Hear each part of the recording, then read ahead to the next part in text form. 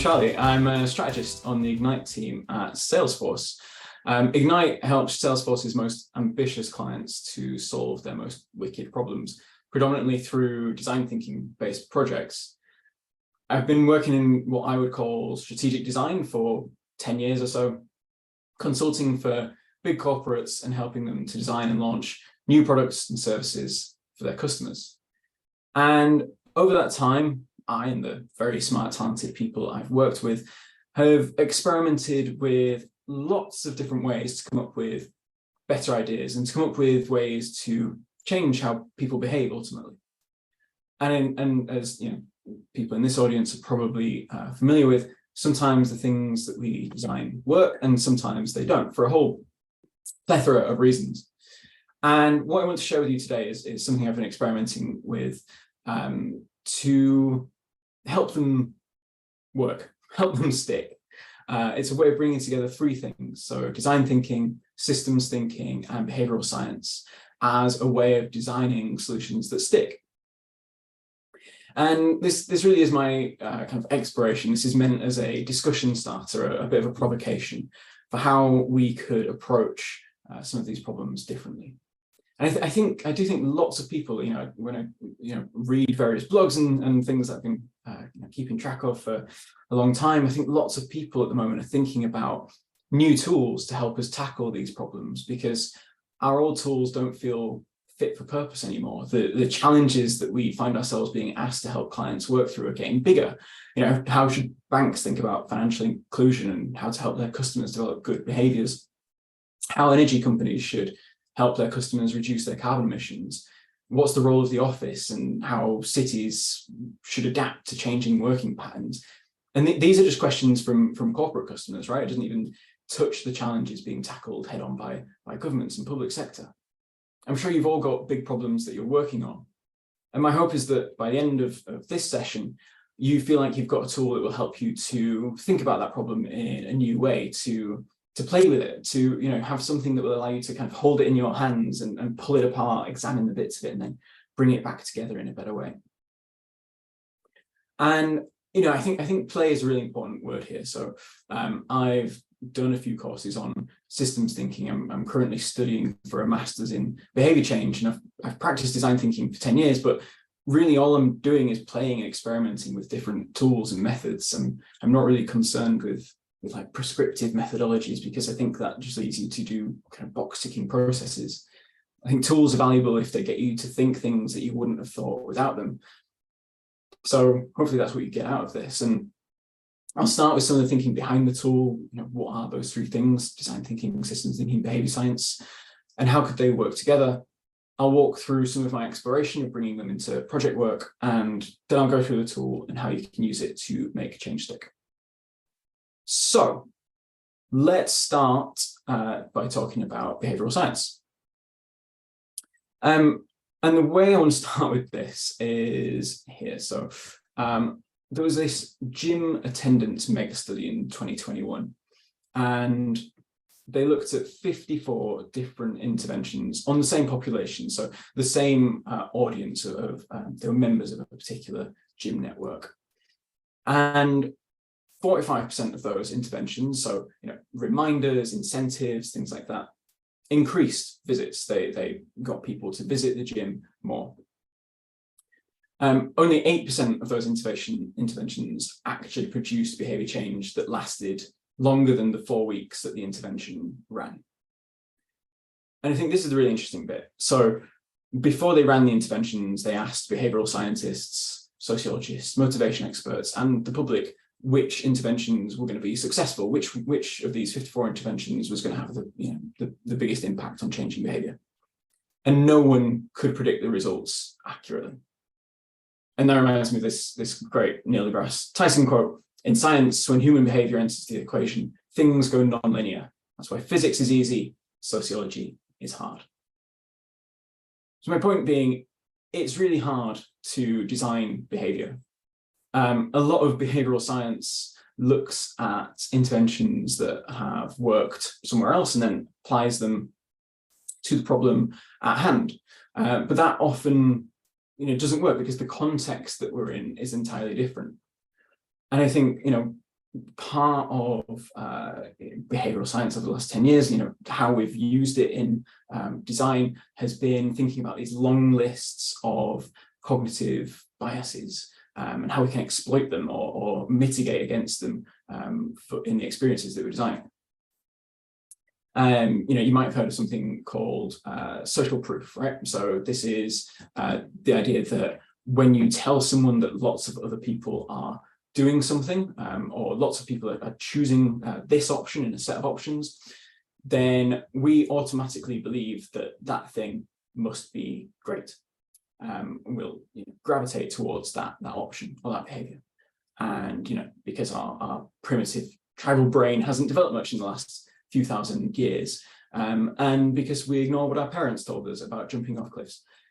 But there are studies that show that because every hotel site and every fashion site now does this, you're scrolling through and it's 50 people booked this hotel in the last hour and things like this. In those contexts, lots of people are now less affected by that social proof. They just think the website's lying to them to get them to choose the thing that the website wants them to choose. So yes, cognitive biases, these mental shortcuts affect our behavior, but there's lots of other factors that do as well. So yeah, there's lots of things that behavioral science can inform, but we have to be careful lifting things wholesale. And that's where design thinking, which I'm assuming most people here are more familiar with, is super helpful because it tends to go more bottom up. It explores the context first and then generates new human-centered solutions. But generally, and I am talking very generally, right? Design thinkers work within the constraints of the system that they're designing in. So you might identify a factor of this system and design kind of around it. And is that opposed to systems thinking then, where change is more kind of top down? We kind of look at a system and find somewhere to intervene and say, that's a good leverage point. Let's go change that to affect the outcomes of this system. Now, I'm definitely not the first person to think about bringing design thinking and systems thinking together. Lots of people do it. Dan Hill probably kicked it off 12 years ago or so when he wrote Dark Matter and Trojan Horses. And the RSA extended the double diamond a few years ago. He said that there was this missing first diamond of systems analysis where you should kind of determine what type of problem it is and make sure that your design thinking efforts are focused in the right place. And I love this, I really do, but I think that it misses the point slightly. I think that you can and should be doing systems thinking the whole way through this design process, because you're going to explore that system, you're going to find that it's full of subsystems within it, and you're going to have to continually kind of redraw your boundaries of the system as you shift focus. And Dan Hill talks about zooming in and out between what he calls the matter and the meta. So the matter being the thing that you're designing, and the meta being all the stuff around it that influences it. You've got to consider how the thing influences the system and how the system's influencing the thing. So all these three things do kind of approach these problems in different ways, but I think that you can bring them together. And there are a couple of tools already. So COM-B, which I think is fairly familiar. It's used a lot in healthcare in the UK. And the ISM model is used quite heavily in the Scottish government, I think. And these things sort of sit somewhere between behavioural design and systems thinking, which is why I quite like them. And I should say as well, this board is going to be available after the talk, and I've been linked out to all these different things, so you can kind of go and explore those. So what does it actually look like when you bring all three of these things together, then when you bring this kind of top-down systemic view with bottom-up design thinking and also this behavioral science component? I think one example is Vitality, and I have no idea if they formally thought about all of those things when they were coming up with their core proposition. They talk a lot about how it is grounded in behavioral economics, but I think it's a really good example of the type of output you might expect when you bring all those three things together. So for those that aren't familiar, Vitality is a health insurance provider in the UK. And their proposition is that you earn rewards for being active, and then because they are know that their members are healthier, it kind of mitigates some of their risk, and they can build their insurance models on more data as well, which is nice. So their thinking kind of went something like this. So we want people to exercise more. And to do that, we could increase their motivation by giving them incentives. So we'll reward them, we'll give them discounts and free stuff. And then they think about that and they say, okay, well, we're going to need a way for customers and us to monitor that exercise. And not everyone's going to be able to afford an activity tracker, a Garmin or an Apple Watch or whatever. And even if they can, people might not want to buy one just to get cheaper health insurance. Okay, then, well, we could send them one. And if they keep up the exercise, they could earn the Apple Watch for free. So customers end up in this virtuous motivational cycle that, they've identified this blocker, this capability to actually monitor their exercise, and they've overcome that and said, okay, if we want people to monitor it, we're going to have to send them the monitor to do that. And that also ends up being like a literal talisman and a reminder on the person's wrist, that they should be exercising, because then they'll earn rewards. And even those rewards take into account what I would call some of the like infrastructural factors, right? So a big part of the rewards are cinema tickets. So do 30 minutes of exercise every day for a week and you get a free cinema ticket. And there are 2 cinema chains that you could choose to get tickets from, but not everyone lives near a cinema, and people find it difficult to get to a cinema. So you can also use your points to rent films for free at home from Rakuten TV. Like, they're really considering everything. They're really kind of basically taking away all the excuses that they possibly can, that someone might have to not exercise. And I think the other thing as well, the sign-up process. So get an Apple Watch and you'll pay less for it the more active you are. That immediately starts off this new behavior for people. And there's a lot of evidence to show that mindset change starts with behavior. So you get someone to do the behavior, their beliefs and their attitudes kind of change in line with that behavior. And then, those beliefs and attitudes form the lens that they view the rest of the world, and they'll, carry on with, more exercise behaviors, or maybe it spills over into healthier eating and things like that. So behavior first, then mindset. Just something worth thinking about when we think about organizational change sometimes. So that's an example of what it might look like when you bring all these 3 things together. And I wanted to share a few of my kind of fumbling experiments to show you how I've been using these 3 different things in some of my project work, and how that's informed the thinking about the tool that I've created. And again, these are experiments, right? So I want to share them so that you'll feel that the barrier to trying out these things is low. How low? Let's find out. So, okay, the first one. So this is pretty straightforward. This is some behavioral science contributing to an insight.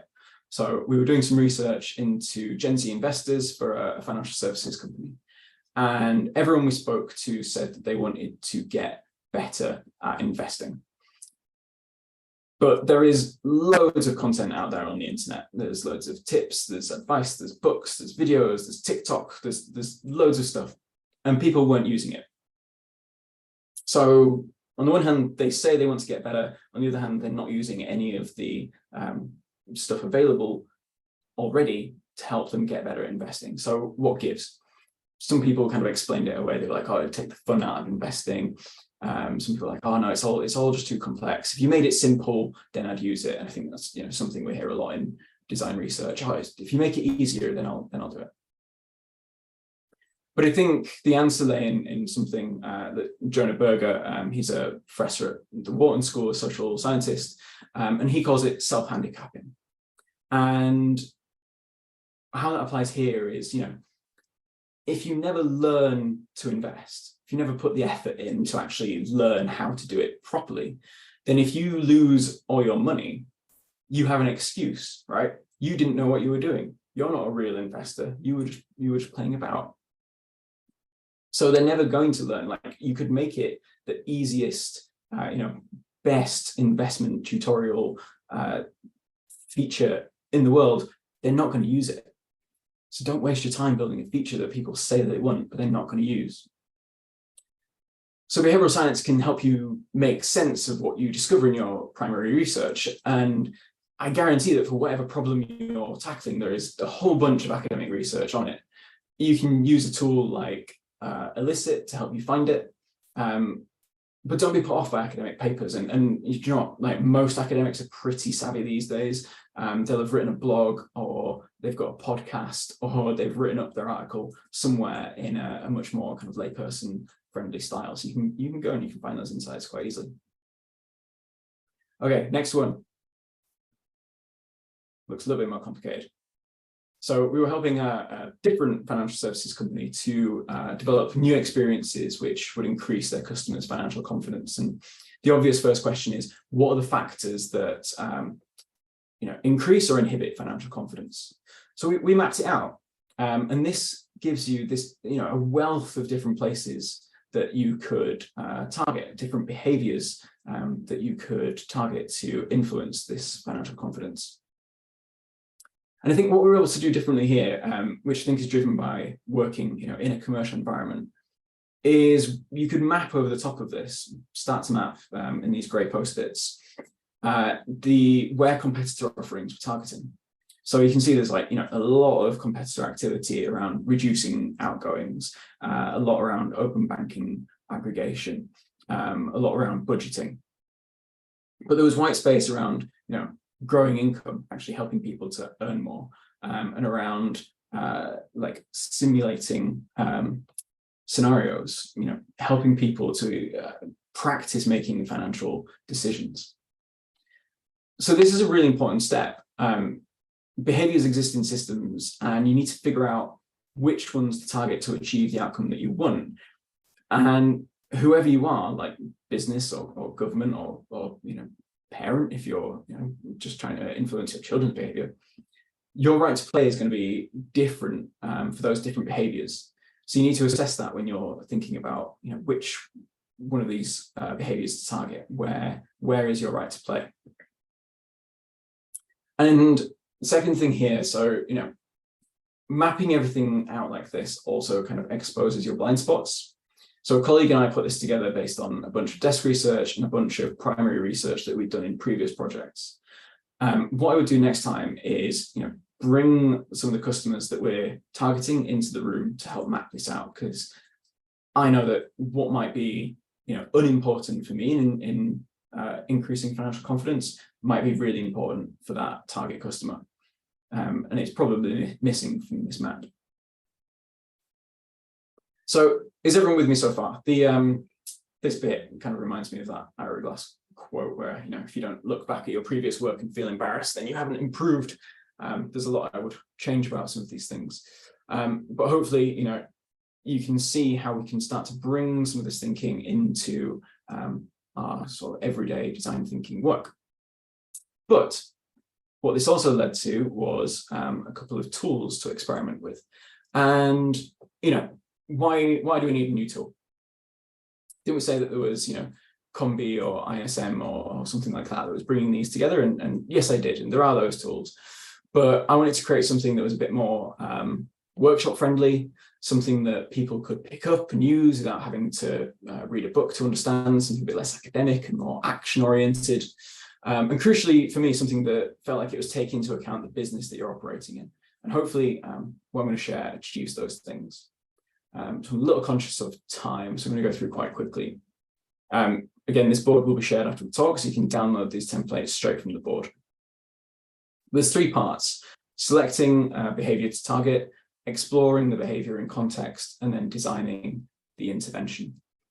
So I've put together a small little example, and again, I've used the example. So what we're trying to achieve is having a team that builds on the knowledge and insights from previous projects.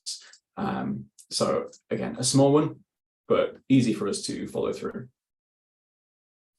And in this first stage, so selecting the target behavior, what we want to know is what's the outcome we're trying to achieve. So not the behavior we want to change, but the outcome that we're driving towards. Who's the target person who's going to help us, cause that outcome? So you could put a, persona in there, whatever your favorite persona template is, use to map that out.